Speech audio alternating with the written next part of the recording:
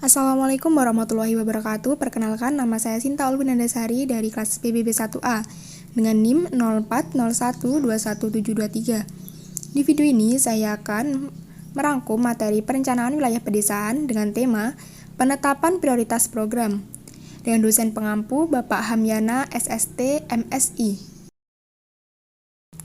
Penetapan prioritas program memiliki 4 bahan, yaitu yang pertama, indikator keberhasilan, yang kedua, analisis SWOT, yang ketiga, analisis HISPM, dan yang keempat adalah analisis cluster. Bahasan yang pertama yaitu indikator keberhasilan. Diwujudkan untuk peserta mampu menetapkan prioritas program jangka menengah dalam rangka prioritasi keterpaduan pembangunan infrastruktur untuk pengembangan wilayah. Bahasan yang kedua adalah analisis SWOT. Dalam sebuah buku Integrated Infrastructure Planning, disepakati bahwa dasar-dasar pertimbangan perencanaan pembangunan infrastruktur adalah banyaknya jumlah komponen dalam perencanaan dan desain infrastruktur yang saling terkait, saling memberi dampak dari satu infrastruktur kepada infrastruktur yang lain. Oleh karena itu, sangat disayangkan jika pembangunan yang dilaksanakan tanpa mengacu pada perencanaan infrastruktur bidang PUPR yang tidak menggunakan pendekatan terpadu. Kunci utama dalam menyusun rencana terpadu adalah berbasis pada wilayah atau kawasan. Wilayah atau kawasan dimaksud merupakan lokasi di mana infrastruktur bidang PUPR akan direncanakan dan dibangun. Kunci lainnya adalah aktivitas ekonomi yang perlu didukung infrastruktur bidang PUPR. Kawasan industri atau kawasan pariwisata merupakan kawasan dengan aktivitas industri dan pariwisata sangat membutuhkan dukungan infrastruktur bidang PUPR.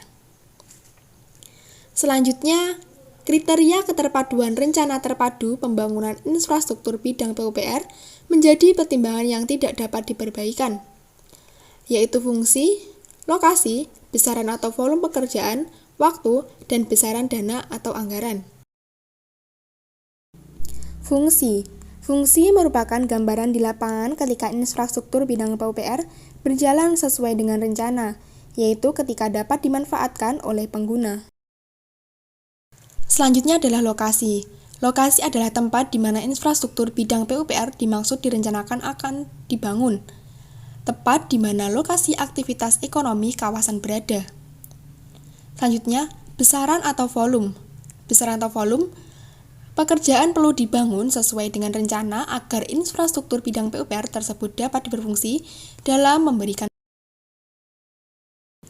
Selanjutnya ada waktu dan besaran dana atau anggaran.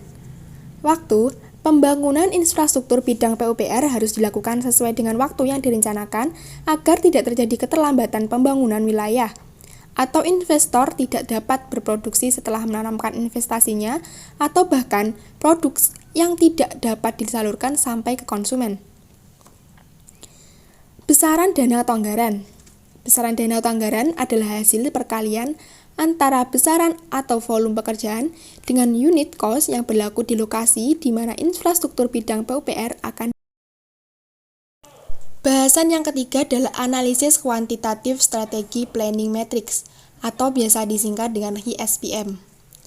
HISPM merupakan alat analisis yang digunakan untuk memutuskan strategi yang akan digunakan berdasarkan dari kemenarikan alternatif strategi yang ada.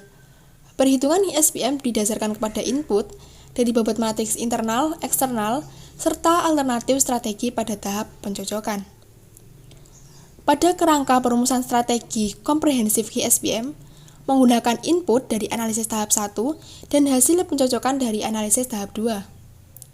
Untuk menentukan secara objektif di antara alternatif strategi, yaitu matriks EVS SWOT, matriks IFE yang membentuk tahap 1, digabung dengan matriks SWOT, matriks SPACE, matriks IE, matriks Grand Strategi yang membentuk dalam tahap 2, memberikan informasi yang dibutuhkan untuk membuat HISPM tahap 3.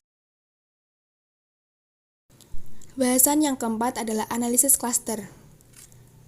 Analisis cluster adalah metode pengelompokan wilayah atau objek berdasarkan karakteristik yang sama atau homogenitas. Dari sejumlah kriteria atau multivariabel, Jenis skala data yang dapat dipergunakan adalah interval atau rasio. Metode ini dapat mengelompokkan sejumlah besar wilayah atau objek, dan dengan data atau indikator yang jumlahnya besar. Tujuan dari analisis klaster adalah yang pertama, mengelompokkan wilayah berdasarkan karakteristik yang sama dari jumlah kriteria yang dimiliki wilayah yang bersangkutan. Kedua, mengetahui anggota pada masing-masing kelompok. Ketiga, mengetahui karakteristik pada masing-masing kelompok. Yang keempat, mengetahui jarak masing-masing kasus terhadap rata-rata atau senter kelompok. Selanjutnya, jenis-jenisnya ada dua. Yang pertama ada Cummings cluster atau ditentukan dahulu jumlah kelompok. Yang kedua, hierarchical atau jumlah kelompok belum ditentukan terlebih dahulu. Selanjutnya adalah latihan soal. Yang pertama, manfaat optimal apa yang akan dicapai bila perencanaan pembangunan infrastruktur bidang PUPR dilakukan secara terpadu? Jelaskan. Yang kedua, jelaskan dampak yang akan terjadi jika satu infrastruktur bidang PUPR tidak dapat dibangun sesuai rencana. Yang ketiga, dukungan infrastruktur bidang cipta karya apa saja yang dibutuhkan oleh sebuah kawasan dengan tema pariwisata. Tuliskan secara berurutan sesuai dengan ranking prioritasnya. Baik, jadi jawaban yang nomor 1 adalah manfaat optimal. Manfaat keterpaduan antara lain adalah menghindari mencegah loss opportunity atau hilangnya peluang, memperoleh mutual benefit atau manfaat yang berlipat ganda, dan terjadinya percepatan pertumbuhan kawasan sebagai akibat dari impacting each upon another atau satu infrastruktur akan saling memberikan berdampak yang pada akhirnya memberikan multiple benefit atau manfaat ganda. Yang kedua, dampak negatif. Jika satu infrastruktur bidang PUPR tidak dapat dibangun sesuai rencana, maka keberhasilan kegiatan ekonomi tidak akan dicapai. Berikut ini adalah jawaban yang nomor 3, yaitu dukungan infrastruktur bidang cipta karya apa saja yang dibutuhkan oleh sebuah kawasan dengan tema pariwisata. Ini yang pertama ada pemilihan tempat strategis, yang kedua drainase, yang ketiga dukungan tempat yang nyaman dengan banyaknya fasilitas, yang keempat penataan lingkungan, yang kelima mendapat dukungan dari kelembagaan pemerintah. Itulah tadi yang dapat saya sampaikan. Ada kurang lebihnya mohon maaf. Wassalamualaikum warahmatullahi wabarakatuh. Terima kasih.